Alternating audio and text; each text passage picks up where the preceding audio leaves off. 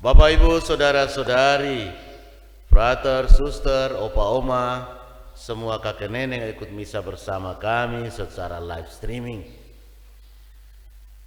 Bersyukurlah bahwa kita menjadi pengikut Kristus. Dalam 2 hari terakhir, Romo membuat status di WA. Kenapa sih Kristus dikatakan sebagai putra Allah? Karena dia sungguh-sungguh menunjukkan sifat-sifat Allah. Allah itu tidak hanya mematikan, tapi Allah itu menghidupkan. Allah, dia mampu membangkitkan orang mati. Allah mampu menyembuhkan orang sakit. Dan Yesus melakukan itu. Berarti Yesus, walaupun kita mungkin ada yang tidak percaya, tetapi yang bisa membangkitkan orang mati itu hanya Allah. Maka otomatis Yesus adalah Allah yang kelihatan.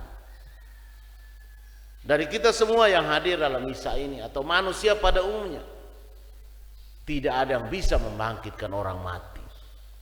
Tidak ada yang naik ke surga. Yesus bisa naik ke surga.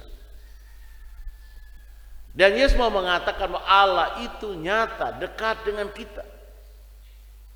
Maka kalau kita merasa dekat dengan Allah, relasi kita harus menjadi seperti seorang bapa dan seorang anak.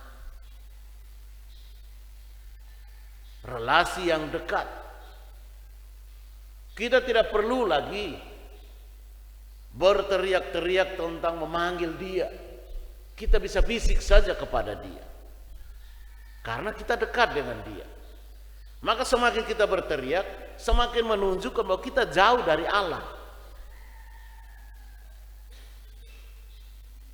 Maka itu kenapa kita di gereja-gereja kita tidak perlu pengeras suara yang sampai jauh. Kalau orang tidak mau dengar, tetap tidak ada guna. Kita cukup untuk membantu kita orang-orang ikut perayaan itu mendengarkan firman. Maka itu kita biasanya pakai speaker-speaker kecil hanya untuk supaya orang-orang ikut di situ itu mendengarkan.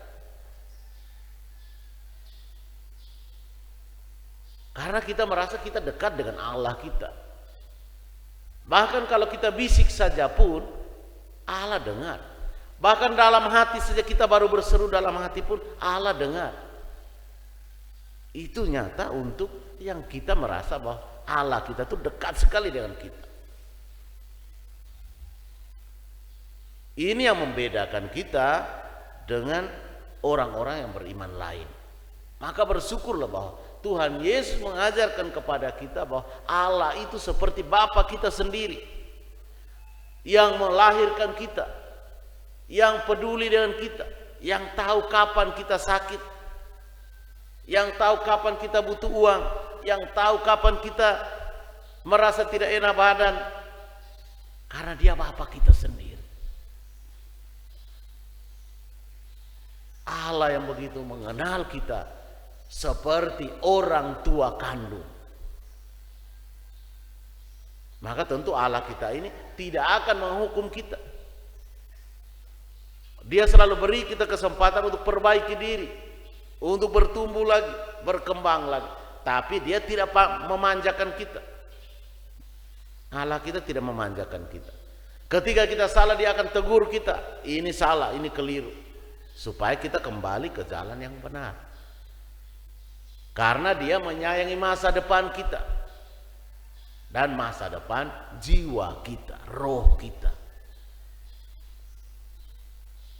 Maka tujuan orang datang misa untuk hari Minggu dan Paskah Natal itu mau mengadakan perjamuan bersama dengan Bapa kita, Allah kita. Terutama perjamuan rohani, jiwa. Memberi makan kepada jiwa kita. Maka bukan orang datang misa itu cari makan di gereja.